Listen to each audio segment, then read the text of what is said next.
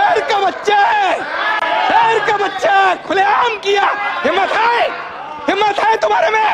अरे जनता ने तुम्हारे को दिखाई दिया, जनता ने दिखाया, तुम्हारी जगह दिखा दी।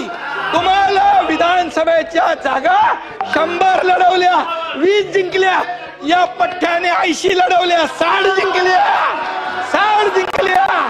अरे तुम्ही काय लढवणार? तुम्हाला भूमिका बदलली। यांनी शिवाजी महाराजांची भूमिका बदलली, बाळासाहेबांची भूमिका बदलली। तुम्ही हिंदुत्वाचे विचार सोडले म्हणून घरकाना घाटका झाले, घरकाना घाटका, इधर कभी नाही उधर कभी नाही।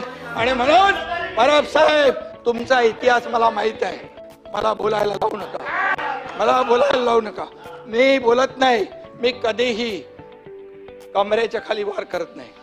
मला सगळं माहित आहे, अंडी पिल्ली सगळी माहित आहे, कोण कुठे गेला, कशाला गेला हे मला माहित आहे। हा एकनाथ शिंदे ज्यांनी केलं, खुलेआम केलं, खुलेआम।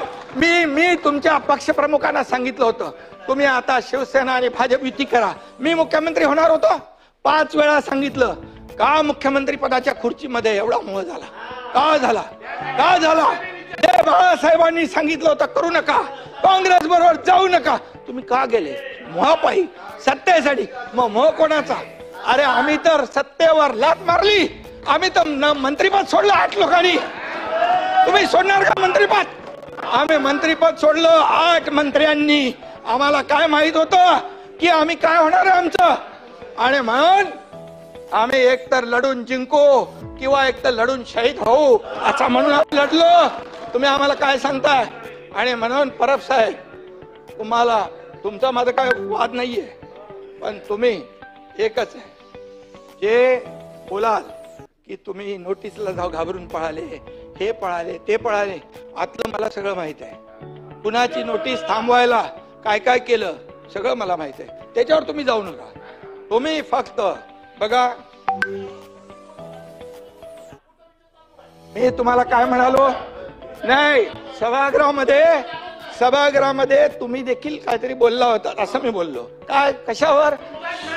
छळ छळ छळ छळ झाला तर तुम्ही इथं बोलले होते ना, बसून बोलू नका। संभाजी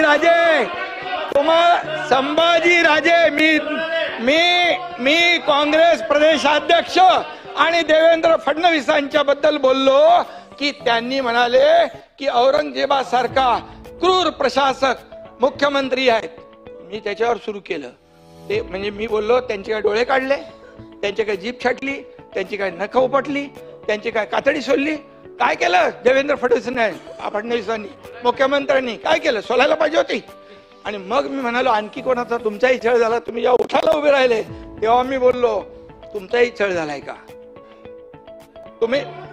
तुम्ही जेव्हा असं नाही, तुम्ही जेव्हा उठायला बोलायला उभे राहिले, त्यामुळे मी सांगतो, तुमचं नाव नाही घेतलं मी बघा,